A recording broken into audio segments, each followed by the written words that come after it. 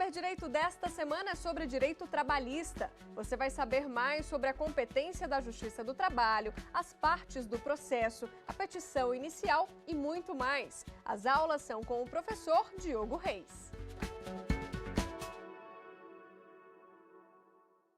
Olá, amigos da TV Justiça! Está começando mais um programa Saber Direito. Eu sou o professor Diogo Reis e nós já nos encontramos nas outras aulas, nas aulas 1, 2 e 3, e hoje nós daremos início à nossa quarta aula do curso de petição inicial trabalhista. Bom, ao longo das nossas aulas, nós já falamos sobre princípios do processo do trabalho que são importantes para o estudo de petição inicial, as formas de apresentação da petição inicial, forma escrita, a forma verbal de se fazer uma reclamação trabalhista. Conversamos bastante sobre a competência da Justiça do Trabalho, essa divisão da competência, a delimitação, competência material, competência territorial em razão da função da pessoa, enfim, nós abordamos bastante esse tema e na última aula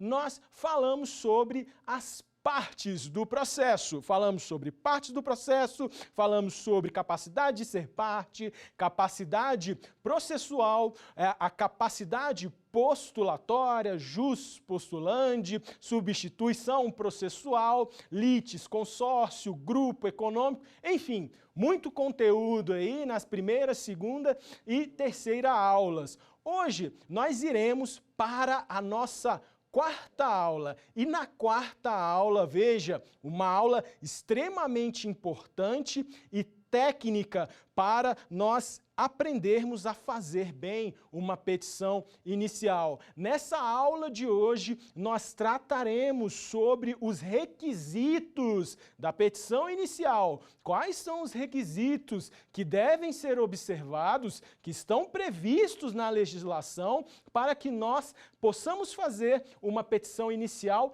técnica. Vamos ver então cada um desses princípios? Bom, os requisitos da petição inicial na legislação trabalhista estão preconizados no artigo 840, parágrafo 1º da CLT. O artigo 840 da CLT, no seu caput, ele fala que a reclamação trabalhista poderá ser escrita ou verbal.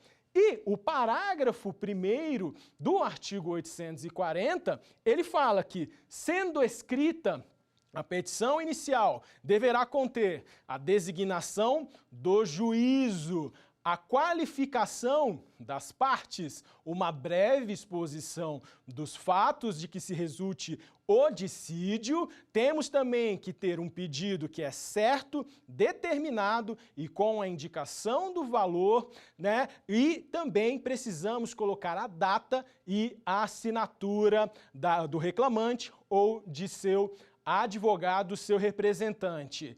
Agora, a questão que surge é: será que só isso é suficiente? Será que apenas isso basta ou é necessário que outras disposições também sejam observadas? Mas antes de falar da aplicação do artigo 319 do CPC ao processo do trabalho, eu vou navegar primeiro por cada um desses requisitos para que nós possamos aprender muito bem sobre a importância deles e principalmente como que nós devemos tratar na nossa petição inicial a observância desses requisitos. E o primeiro requisito que eu vou tratar com vocês é o endereçamento. O endereçamento da petição inicial. Professor, o que vem a ser esse endereçamento? Você lembra lá das aulas que nós tivemos de competência, que eu falei de competência material e territorial? É agora que isso vai assumir uma importância prática.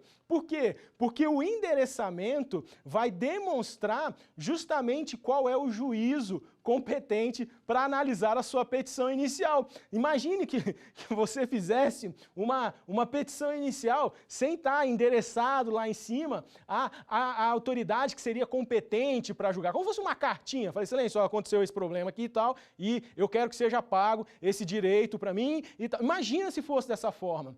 como que o setor de distribuição faria para identificar para qual vara, para qual juízo aquela demanda seria remetida. Então é por essa razão, gente, que a primeira coisa que vem numa petição inicial, a primeira informação é o endereçamento. Então quando você lança lá no endereçamento, ao juízo da 3 pontinhos, vara do trabalho de tal lugar, quando eu falo vara do trabalho, eu já estou identificando a competência material. Por quê? Porque o juiz da vara do trabalho, ele tem a sua competência definida lá no artigo 114 da Constituição Federal. Então, quando você ajuiza uma reclamação trabalhista, você já sabe qual que é o objeto da sua reclamação trabalhista, da sua ação, você tem que ver se aquilo que você está pretendendo deduzir em juízo, as suas pretensões, se encaixam dentro da competência da Justiça do Trabalho. Em uma das nossas aulas anteriores, eu me lembro de ter mencionado um exemplo a vocês,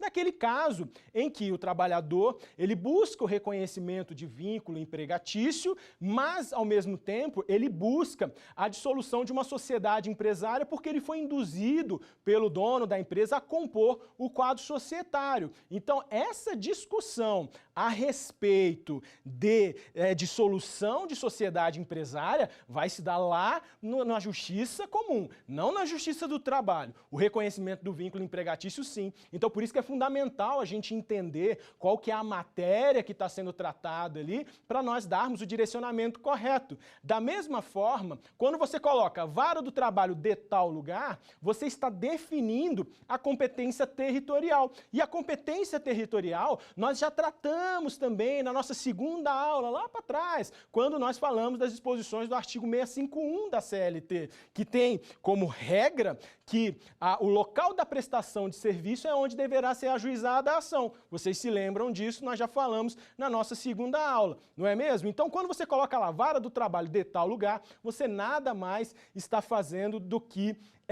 identificando qual é a competência material e qual é a competência territorial. Professor, mas e no caso das ações que são manejadas no tribunal? Por exemplo, o caso do mandado de segurança, o caso da ação rescisória, qual é o endereçamento que deve ser feito? Bom, no caso de ações de competência originária de tribunais, do Tribunal Regional do Trabalho e do Tribunal Superior do Trabalho, o endereçamento deverá ser feito ao presidente do tribunal. Então, logo, se você vai manejar o mandado de segurança, impetrar ali o mandamos, você deve endereçar ao presidente do TRT, ao presidente do TST, se for o caso, obviamente, de um mandado de segurança que seja da sua competência. Logo após o endereçamento, não sei se vocês já repararam nas petições iniciais, é muito comum que haja um espaço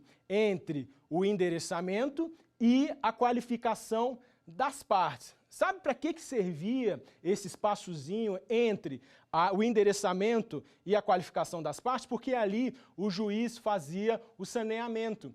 Então é uma prática que vem do processo civil e que a gente sempre adotou, fica muito bonito na petição inicial. Então é por isso que a gente tem esse hábito de deixar 10 linhas, né, ali 8 linhas, um espaço razoável entre o endereçamento e a qualificação das partes, porque ali o juiz faria o saneamento do processo, verificaria se o processo, se está tudo em condições de prosseguir para a instrução, se está tudo ok. Só que no processo do trabalho nós não temos ali essa fase de saneamento. No processo do trabalho, uma vez ajuizada a reclamação trabalhista, qual que vai ser o procedimento? O juiz, ele determina que seja realizada a notificação da reclamada, essa é a prescrição do artigo 841 da CLT, né? E a reclamada, ao ser notificada, ela vai ser apenas comunicada para comparecer à audiência. Então veja, diferentemente do que ocorre no processo civil, onde a parte ela é notificada, citada, melhor dizendo,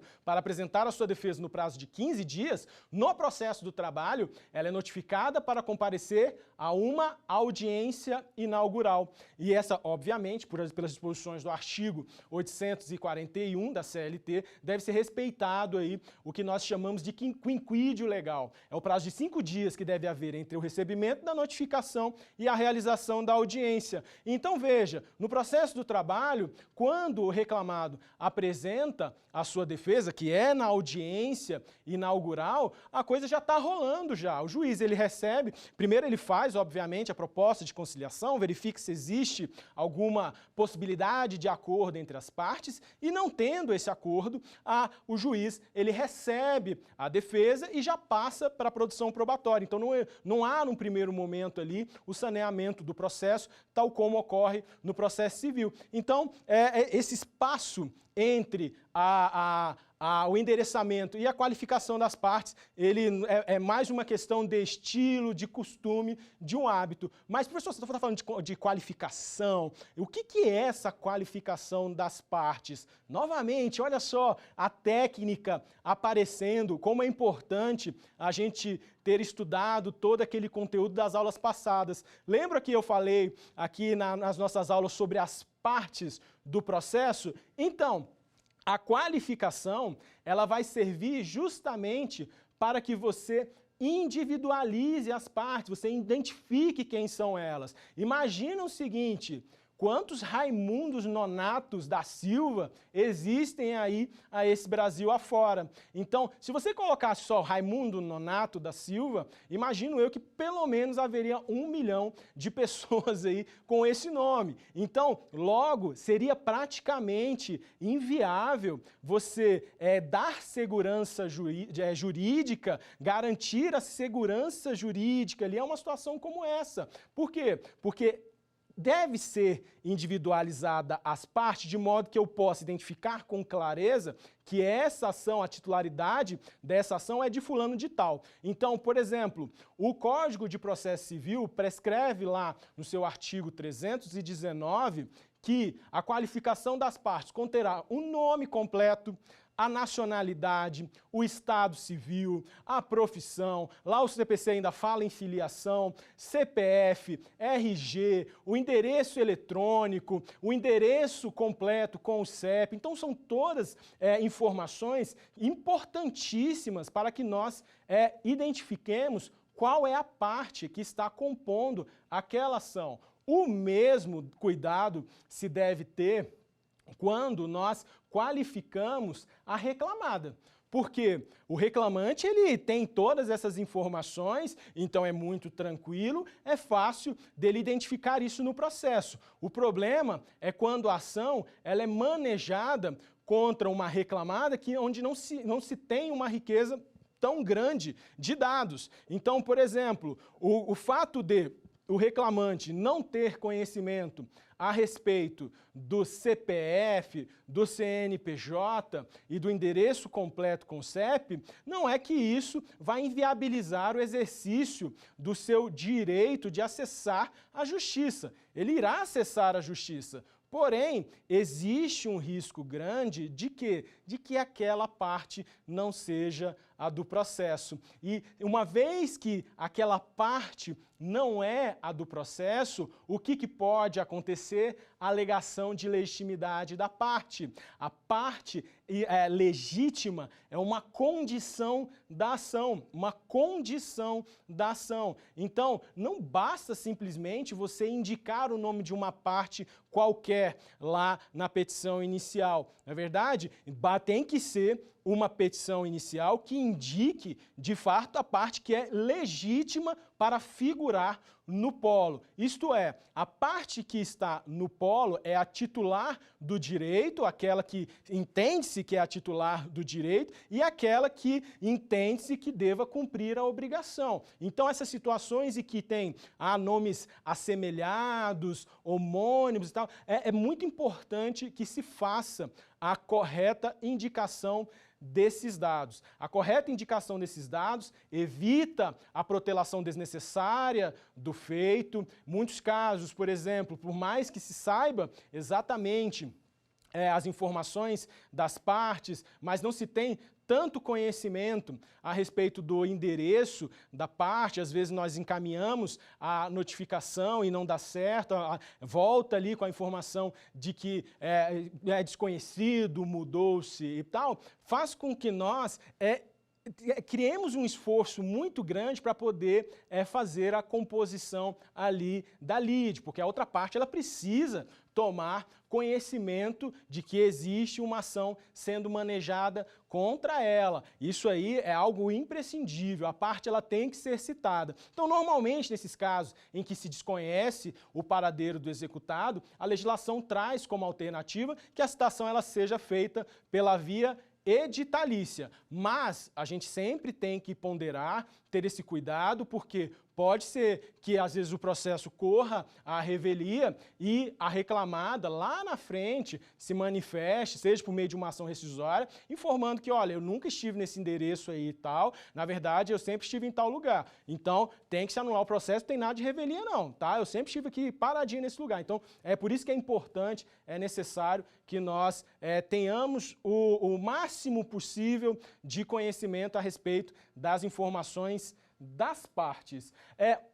Também na petição inicial, nós devemos fazer a breve exposição dos fatos. A breve exposição dos fatos a que se refere a CLT, o artigo 840, parágrafo 1º, deve ser analisado com bastante cuidado, tá? Por quê? Porque a técnica, ela exige que nessa breve exposição dos fatos apareça de forma clara a causa de pedir, o fundamento jurídico do pedido. Uai, professor, mas o fundamento jurídico do pedido, ele não está previsto no artigo 840, parágrafo 1º da CLT. Ainda assim, eu devo fazê-lo? Sim, nós não podemos confundir fundamento jurídico do pedido com fundamento legal. São coisas diferentes. O fundamento jurídico do pedido, atente, o fundamento jurídico do pedido é a soma de fatos e a causa de pedir. Então, olha só, quando eu falo nos fatos, eu estou dizendo ali o que foi que aconteceu, o que foi que aconteceu. Quando eu trago a causa de pedir, eu estou dizendo o porquê que eu tenho direito àquilo ali. Não necessariamente eu estou invocando dispositivos legais, eu estou dizendo o porquê que eu tenho direito a aquilo que eu estou pretendendo, que é o que vai dar origem ao meu pedido. Então, vamos enxergar isso com um pouco mais de clareza. Olha só, se eu informo a minha jornada de trabalho, eu falo assim, olha, trabalho de 8 às 18, com 2 horas de intervalo intra-jornada. E eu tenho direito, e eu pretendo 2 horas extras por dia em razão dessa jornada que eu faço. Vocês conseguem identificar qual que é a minha causa de pedir? Não conseguem. Existe o fato aqui apontado, que é o trabalhar de 8 às 18, é o fato. Existe o pedido, que são 2 horas extras, mas me falta a causa de pedir. Qual que seria a causa de pedir que deveria aparecer ali e não está aparecendo? Que é o fato, por exemplo, de eu ser bancário e não exercer um cargo de confiança e que eu deveria, no máximo, trabalhar 6 horas por dia. Isso é causa de pedir. Isso é a causa de pedir. Então veja que eu não estou invocando as prescrições diretas, informando o artigo 226 da CLT. Eu só estou apenas informando que a minha causa de pedir reside no fato de eu ser bancário. Eu ser bancário significa que, não exercendo uma função de confiança e não recebendo uma gratificação superior, né, a 1/3, eu teria direito ali a receber a 7ª e 8ª hora, por exemplo. Então, é essa percepção que eu quero que vocês tenham. Depois da breve exposição dos fatos, lá no artigo 840, parágrafo 1º da CLT, diz que o pedido deverá ser certo, determinado e com a indicação do valor. Pessoal, essa foi a parte mais importante alterada pela reforma trabalhista no que tange à petição inicial. Por quê? antes da reforma trabalhista, não havia obrigatoriedade de que o advogado indicasse o valor do seu pedido. Não havia na redação anterior do parágrafo 1º do artigo 840 que o pedido deveria ser certo, determinado e com indicação de valor. Apesar de a jurisprudência e a doutrina entender que o pedido ele deve ser certo e determinado, já entender antes da reforma que deveria ser certo e determinado, até por uma questão de limitar a atuação jurisdicional, né, ali até onde o juiz ele pode ir, cercar ali realmente o magistrado sobre a análise dos pedidos, a reforma trabalhista, ela insere essa obrigatoriedade de indicar o valor de cada um dos pedidos. E, de uma certa forma, isso traz uma dificuldade ao advogado na hora de estipular o valor de cada um dos seus pedidos e principalmente porque em algumas situações, no momento do ajuizamento da ação, nem sempre o é possível. Então veja, a reforma trabalhista ao fazer a alteração do artigo 840, parágrafo 1º, trouxe uma certa dificuldade de acesso à justiça e principalmente porque lá na fase que nós chamamos de liquidação de sentença, já vai haver a estipulação desse valor, desse valor. Mas, professor, isso significa, então, que, havendo a fase de liquidação de sentença, eu possa facultativamente colocar o valor do seu pedido? De forma alguma. Você deve, sim, indicar ali o valor do seu pedido. Por quê? Porque o próprio artigo 840, lá no seu parágrafo 3º, ele diz que o não atendimento das disposições do parágrafo 1º ocasionará o arquivamento da ação. Então, por essa razão é que você deve, sim, observar ali as disposições do artigo 840, parágrafo 1º. Logo, o seu pedido, ele tem que ter a indicação do valor. Mas, uma boa notícia para dar a vocês é que não podemos confundir indicação do valor com a liquidação do pedido.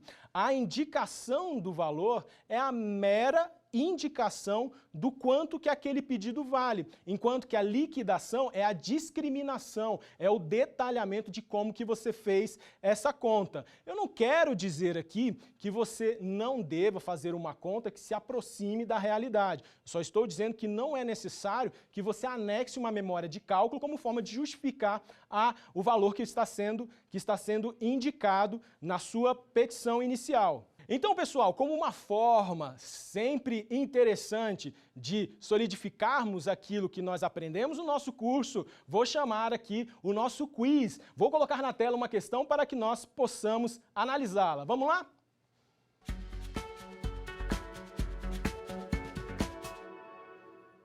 Considerando que João Carlos ajuizou reclamação trabalhista pelo jus postulante, todavia, por não saber fazer cálculos trabalhistas, pediu que os valores fossem apurados posteriormente pela contadoria, assinale a alternativa correta. Letra A. Não haverá problemas, pois os cálculos serão realizados na fase de liquidação de sentença. Letra B. O juiz deverá encaminhar os autos à contadoria para apuração do valor dos pedidos. Letra C. A ação deverá ser arquivada por não atender os requisitos da inicial. Letra D. Nenhuma das alternativas anteriores.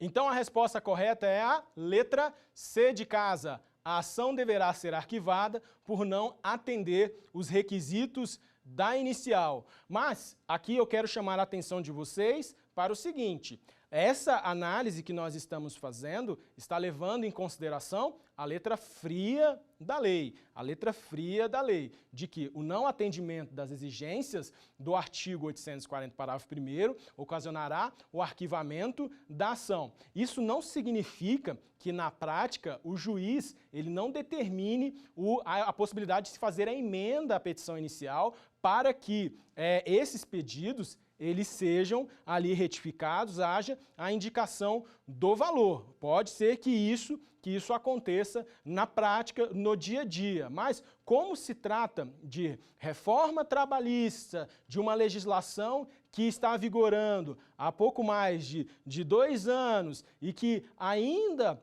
o entendimento jurisprudencial está sendo assentado, é muito importante que, para quem está estudando para a prova da OAB, para quem está estudando para concursos que se baseiam preponderantemente na letra fria da lei, de que a disposição do parágrafo 3º do artigo 840 é sim no sentido de que o magistrado deverá arquivar a reclamação trabalhista. Bom, pessoal, outro ponto que é um requisito da petição inicial e que, por incrível que pareça, não está no artigo 840, parágrafo 1º da CLT, é o valor da causa. Uai, professor, como assim? Não está no 840, parágrafo 1º e é um requisito da petição inicial? Sim, está lá não está no artigo 840, parágrafo 1º e é um requisito da petição inicial. Você sabe que requisito é esse? É justamente o valor da causa,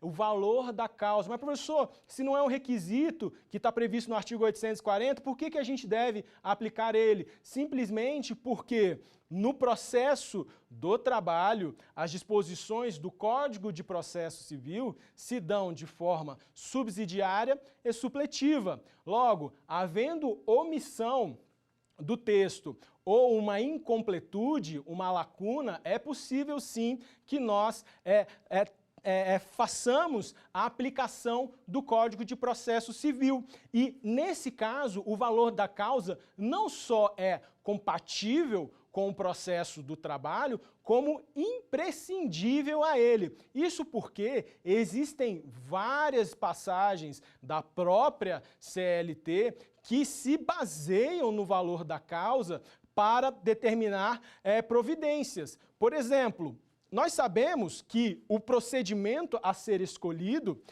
no processo vai depender do valor da causa.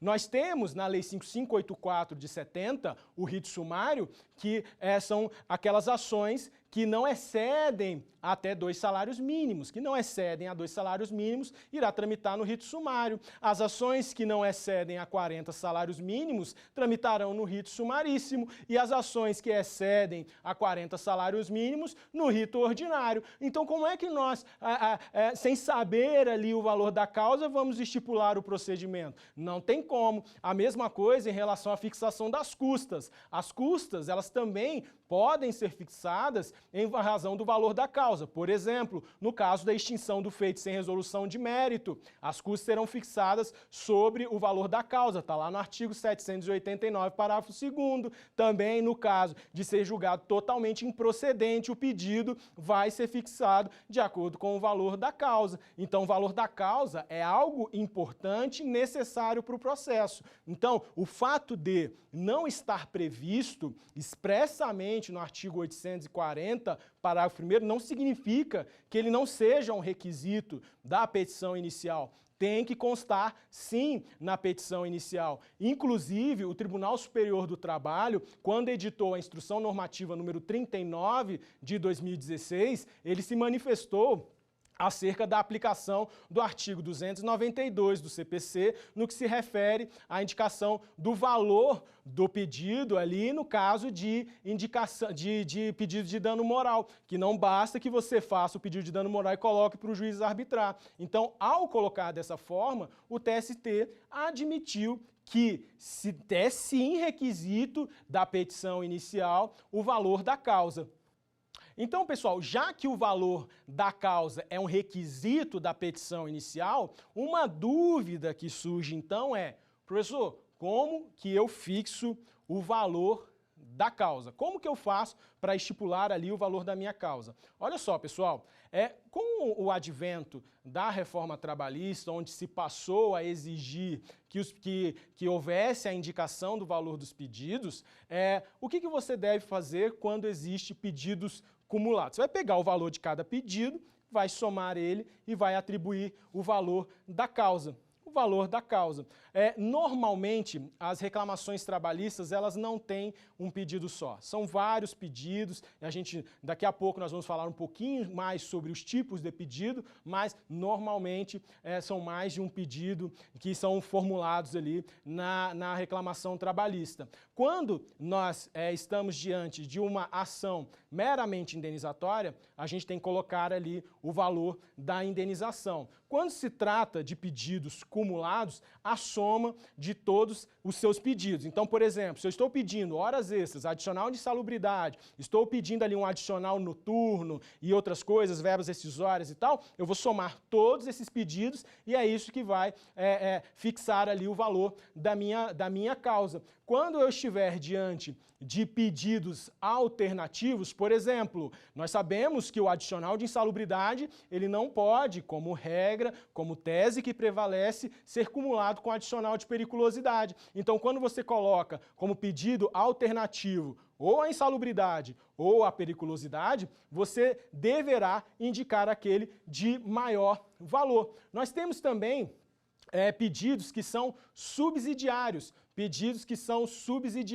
Por exemplo, nesse caso aí que eu acabei de mencionar, do adicional de insalubridade ou periculosidade, se eu fizesse da seguinte forma, caso não se reconheça ao direito ao adicional de periculosidade, requer a condenação no adicional de insalubridade, eu estou criando um pedido subsidiário, caso não reconheça esse, que se reconheça esse. Na verdade, aqui, quando eu for estipular, considerar o valor do pedido, eu vou considerar o valor principal. O valor dos pedidos, da causa, assume uma grande importância na petição inicial. Por quê? Porque isso pode ser questionado pela reclamada em sede preliminar de contestação. Então, nós temos que estar atentos a isso. Além de ser possível que a reclamada em sede preliminar de contestação conteste, ali impugne o valor da causa, o juiz ele poderá fazer correção de ofício.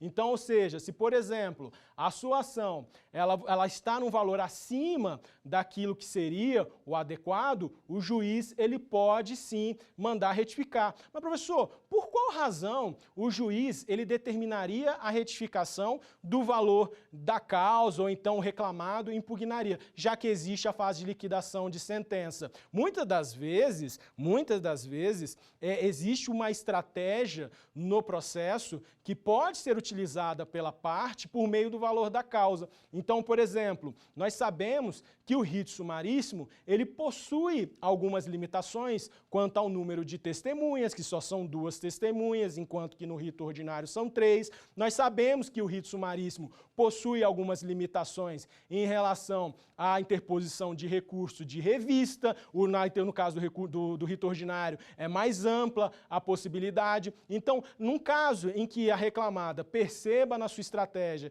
que seria melhor para a defesa dos seus interesses, que aquele processo ele saísse do rito ordinário e fosse para o rito sumaríssimo, com certeza ela impugnaria ali sim o valor da causa, como uma forma de deslocá-lo. Então, pessoal, como uma forma interessante e importante de nós sedimentarmos o nosso conhecimento, eu vou chamar mais uma questão do nosso quiz aqui para que nós possamos analisá-la. Vamos lá? Joga na tela, então.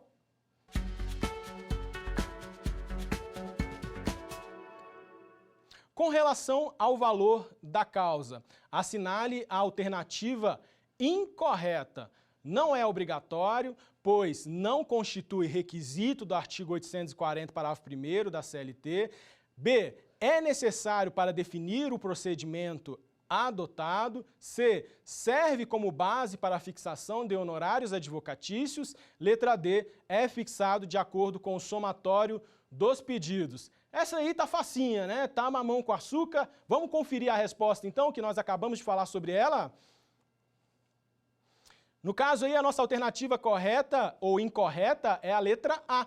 Não é obrigatório, pois não constitui requisito do artigo 840, parágrafo 1º da CLT. E nós já falamos aqui densamente de que, apesar de não constar na redação do parágrafo 1º do artigo 840, deve ser feita a aplicação supletiva do artigo 319 do CPC, de modo que o valor da causa deve ser, sim, indicado na petição inicial. Então, pessoal, o valor da causa, a exigência do valor da causa, ela ser um requisito da petição inicial, acaba traduzindo uma grande relevância para os pedidos que serão formulados. Então, professor, qual é a importância dos pedidos na petição inicial. Agora, nessa parte do curso, eu vou falar um pouco mais detalhadamente sobre os pedidos, porque aqui é onde nós temos grandes problemas práticos. Então, nós teremos oportunidade de ver de forma mais minuciosa cada uma dessas situações que merecem maior atenção dos senhores. Então, vamos lá? Quando nós colocamos na petição inicial o nosso pedido, você lembra que eu acabei de dizer que o pedido ele tem que ser certo e determinado, e além, obviamente, com a indicação do valor?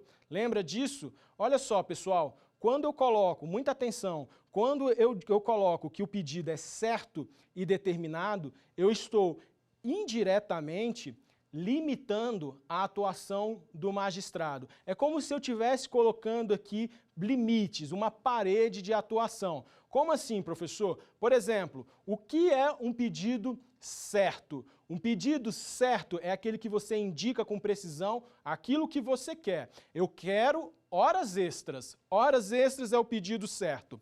Determinado. Eu quero o pagamento de horas extras, no caso aqui, 150 horas extras. 150 horas extras é o que eu quero, de todo o contrato de trabalho, com adicional de 50%. Essa é a limitação. E qual que é o valor dessas horas extras? R$5.000. R$5.000 é o valor dessas horas extras. Quando eu faço essa limitação do meu pedido, o juiz ele não pode, como regra, ultrapassar esse limite.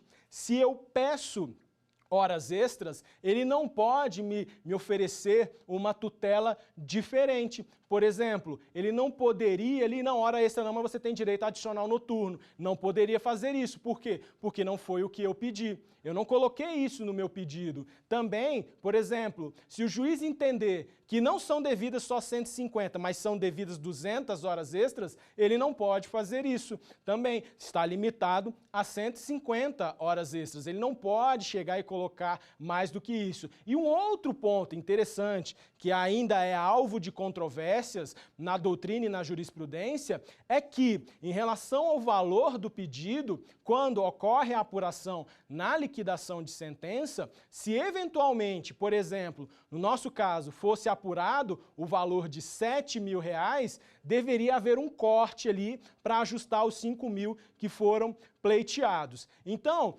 quando nós colocamos que o pedido deve ser certo, determinado e com indicação de valor, nós evitamos que haja uma sentença extra petita ou uma sentença ultra petita. Uma sentença extra petita é aquela que defere fora daquilo que foi pleiteado na ação. Uma sentença ultra petita é aquilo que dá mais do que aquilo que foi realmente reivindicado. Então, no meu primeiro exemplo, quando eu falo que eu pedi hora extra e o juiz deferiu adicional noturno, porque ele entendia que era devido ao adicional noturno, a sentença dele é nula porque ela é extra petita, está fora do que foi pedido. Quando eu peço 150 horas extras e ele defere 200 horas extras, tem nulidade na sentença, está dando mais do que foi pedido, tem que se limitar a 150. Todavia, em algumas situações bastante específicas, tá, é permitido que o juízo ele dê providências diversas daquelas que foram formuladas na inicial, mas isso não é uma regra, não é uma regra. Atente, por exemplo, às disposições lá do artigo 497 do CPC.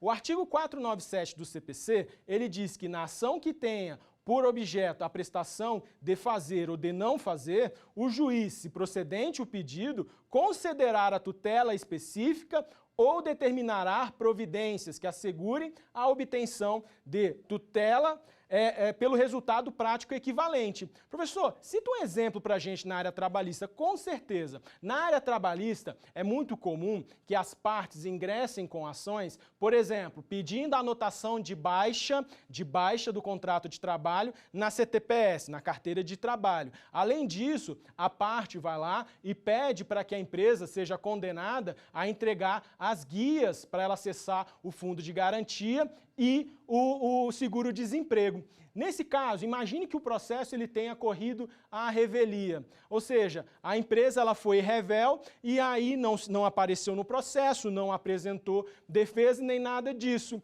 Quando nós chegamos na fase de execução, a empresa não estava presente, não foi localizada, foi intimada para cumprir a obrigação de anotar a carteira, de entregar as guias e ela não apareceu. Nesse caso, como é que fica a situação do reclamante? Ele fica chupando o dedo? Ele vai ficar sem ali o provimento jurisdicional, ele vai pegar a sentença dele e vai pregar numa parede, no quarto, para ele ficar admirando, falar, oh, nossa, que sentença bonita, reconheceu o meu direito, mas eu não o recebi efetivamente. Então você vê, numa situação como essa, doutores, numa situação como essa, o magistrado, o juízo, ele pode adotar providência diversa daquilo que foi pleiteado na inicial. E isso não vai caracterizar uma nulidade da sentença, porque a própria legislação assegura essa possibilidade. Então, nesse caso, em razão da não anotação feita pela empresa, a própria Secretaria da Vara faz a anotação do contrato de trabalho na CTPS, faz a baixa do contrato de trabalho.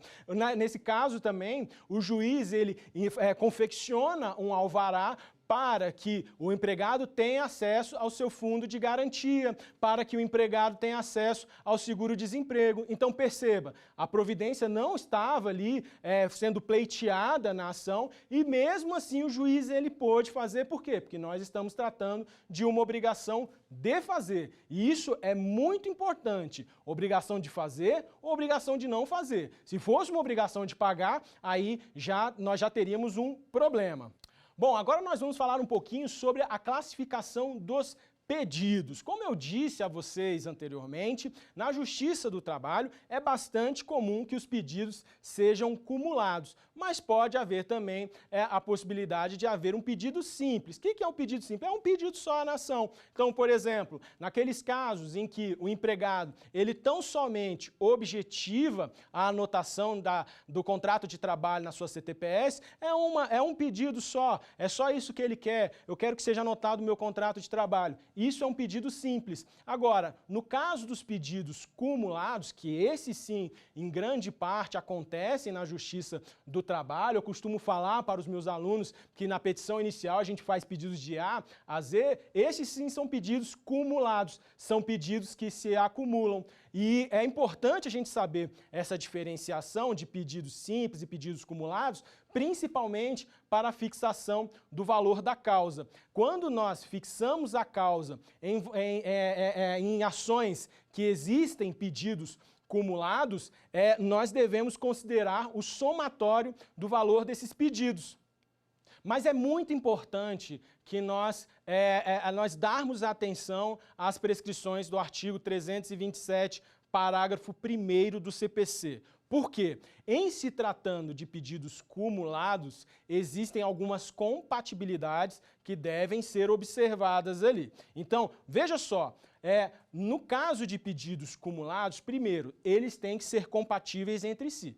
Os pedidos cumulados, eles não podem ser incompatíveis. Então, por exemplo, se você formula uma ação de reintegração ao serviço, não tem sentido você pedir o reconhecimento da rescisão indireta a priori. Por quê? Porque esses pedidos, eles são incompatíveis. Você está pedindo para voltar ao trabalho e, ao mesmo tempo, pretendendo a rescisão indireta, que esse contrato ele se encerre. Então, a princípio, a rescisão indireta, no caso de um pedido de reintegração, não tem sentido se você faz isso de forma cumulada. Ou seja, eu quero os dois, eu quero voltar e sair. Então, isso foge à lógica. Outra situação que também deve ser observada a respeito da compatibilidade é que esses pedidos cumulados, eles devem ser da competência do mesmo juízo. Então, por exemplo, naquela situação em que se ajuíza uma reclamação trabalhista, objetivando o reconhecimento de vínculo empregatício e também se objetiva ali a dissolução da sociedade empresária, porque eu não sou sócio, eu sou empregado, não vai se poder acumular esse pedido, porque isso viola a competência material da Justiça do Trabalho. Então, nós temos que observar novamente que a acumulação dos dos pedidos deve também observar a competência do juízo que irá julgar a ação. Não é simplesmente jogar lá, colocar uma série de pedidos acumulados que a sua vida vai estar resolvida. A gente tem que estar atento a isso. E é por isso que nós falamos muito sobre competência material, né? Então, veja, além disso, deve ser observado que esses pedidos cumulados que são realizados, eles são compatíveis com o procedimento adotado. Então, veja, se você faz pedidos cumulados que não respeitam aquele procedimento que você escolheu, por exemplo, você entra com uma ação monitória, onde você traz ali um documento, por exemplo, um termo de rescisão de contrato de trabalho, para dizer o seguinte: olha, a empresa me entregou esse termo de rescisão de contrato de trabalho, mas não realizou o pagamento, tá? Aqui, inclusive, a ressalva de que não foi pago, eu quero receber. Só que, além desse pedido, você pretende uma indenização por danos morais, a indenização por danos morais aí é incompatível com o procedimento da ação munitória. Por quê? Porque na ação munitória, o juiz ele vai intimar a parte para apresentar embargos munitórios, se está para apresentar os embargos munitórios no prazo de 15 dias, e não sendo apresentados embargos munitórios, haverá conversão em execução. Mas, veja, como que numa situação como essa haverá conversão em relação ao dano moral? Não tem como haver essa conversão em relação ao dano moral.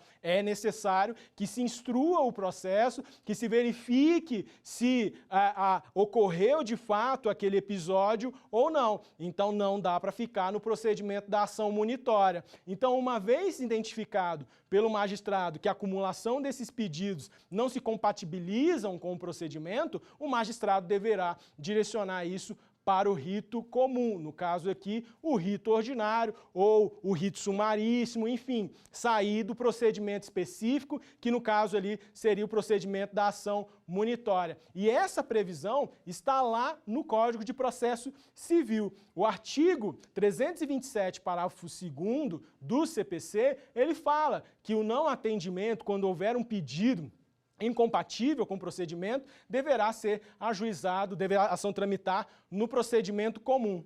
Outra classificação importante em relação aos pedidos é a existência de um pedido principal e um pedido acessório. Aqui nós seguimos aquela lógica, aquela premissa de que o acessório segue o principal. Então, por exemplo, no caso de uma ação trabalhista, onde eu pleitei ali, né, o recebimento de, sei lá, um adicional de transferência, e esse adicional de transferência, no meu pedido eu não coloquei ali juros e correção monetária, por mais que eu não tenha colocado os juros e correção monetária no meu pedido, isso é considerado como um pedido acessório, e ele vai seguir o principal. A esse respeito, inclusive, o Tribunal Superior do Trabalho ele tem uma súmula, a súmula 211, que fala que os juros de mora e a correção monetária incluem-se na liquidação, ainda que omisso o pedido inicial ou a condenação. Então, numa situação como essa aí, o acessório segue o principal. É uma outra classificação importante de pedidos.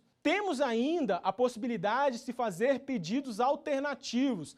Pedidos alternativos, eles se revelam como pedidos que eu posso tanto deferir esse como aquele, ou esse ou aquele, sem problema algum. Então, por exemplo, na Justiça do Trabalho, eu posso formular um pedido de que, Excelência, eu quero ou a reintegração ou a indenização substitutiva, de forma alternativa. Posso fazer dessa forma? Sem problema algum, sem problema algum. Quando eu faço um pedido alternativo, significa que o juiz poderá escolher qual opção que ele julga melhor, qual a providência que ele entende que seja melhor. Eu coloco as duas cartas para ele. Então, essa é a ideia de ser um pedido alternativo, ou um ou outro. Temos ainda uma classificação de pedidos que são os pedidos sucessivos. No caso dos pedidos sucessivos, eu peço que seja adotada uma providência caso aquela minha providência inicial não seja adotada, então não seja reconhecida. Então, por exemplo, num caso em que se discuta o reconhecimento de um vínculo empregatício de um trabalhador autônomo e a empresa, o contratante, melhor dizendo, deve àquele trabalhador valores a respeito dos serviços realizados, ele pode chegar lá e pedir, ó, eu quero reconhecimento do vínculo empregatício e tal, e o pagamento de todas as verbas rescisórias, parará pererê. E aí, sucessivamente, ele coloca, caso não seja reconhecido o vínculo empregatício, ainda assim deverá a reclamada ser condenada ao pagamentos referentes à prestação de serviço realizada. Então, o pedreiro lá que fez um serviço e que objetiva o reconhecimento de vínculo empregatício e não recebeu ali as parcelas que haviam sido combinadas na contratação, independentemente do reconhecimento do vínculo empregatício, ele pode sim postular sucessivamente que, caso não reconhecido o vínculo, ele receba ali os valores que foram combinados. Isso aí é o pedido sucessivo. Existe também a possibilidade de nós fazermos pedidos subsidiários. Os pedidos subsidiários, eles se revelam como uma consequência, tanto que, para alguns doutrinadores, se faz uma classificação chamada de pedido sucessivo eventual. No pedido sucessivo eventual, nós colocamos uma condição de que, se reconhecido esse pedido, então ele vai fazer jus a isso e aquilo outro. Então veja, por exemplo, numa situação em que o empregado ele busca o reconhecimento de vínculo empregatício, o que nós estamos dizendo ali no pedido subsidiário? Em se reconhecendo o vínculo empregatício, sentença declaratória, deverá a reclamada ser condenada ao recolhimento, por exemplo, do fundo de garantia. Perceba que o fundo de garantia aqui, ele só vai poder ser deferido caso haja o deferimento desse primeiro pedido, que é o reconhecimento do vínculo. Se não tiver reconhecimento de vínculo empregatício, não há que se falar no reconhecimento da obrigação de depositar FGTS, porque é uma obrigação que decorre da existência de uma relação de emprego. Então, esse aí é o conceito de um pedido subsidiário, ou para alguns doutrinadores, chamado também de pedido sucessivo eventual.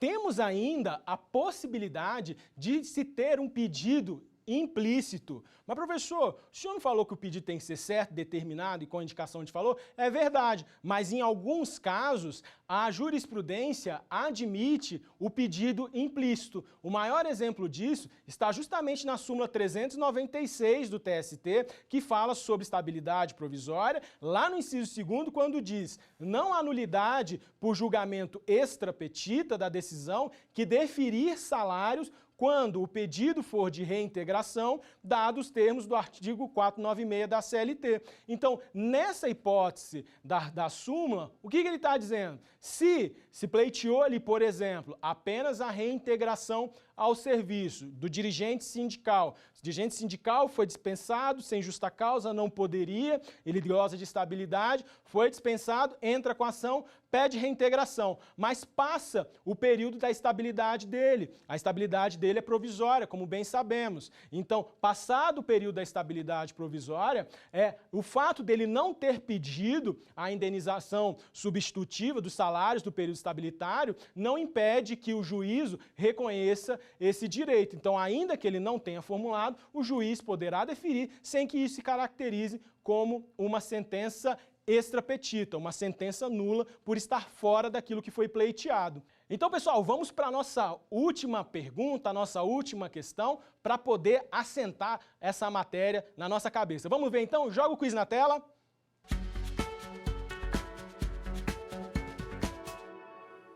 Com relação aos pedidos da petição inicial, assinale a alternativa correta. Em hipótese alguma, o pedido poderá ser implícito. O pedido deverá ser sempre certo, determinado e com indicação de valor. O juiz deverá indeferir a petição inicial que não houver pedido de nenhuma das alternativas anteriores.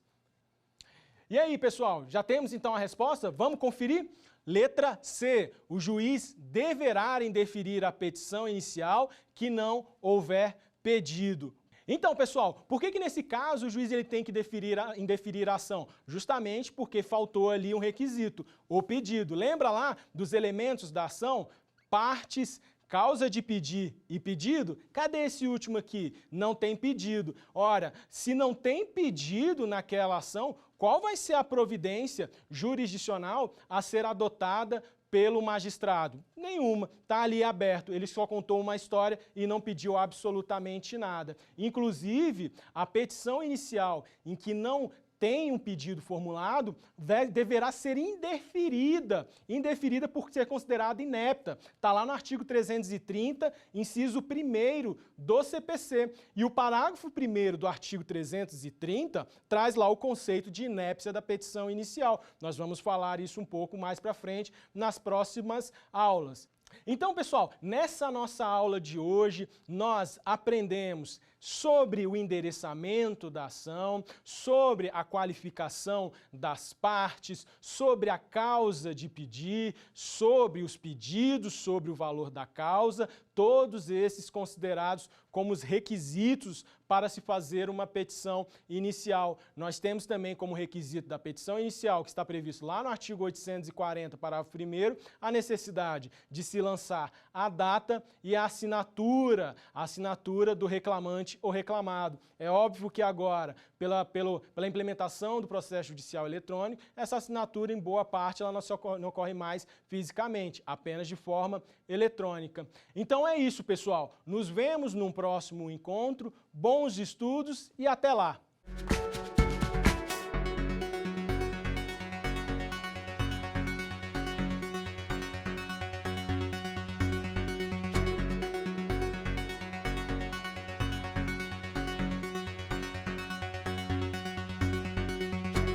Quer dar uma sugestão de tema para os cursos do Saber Direito? Então mande um e-mail para a gente, saberdireito@stf.jus.br, ou entre em contato pelo nosso WhatsApp.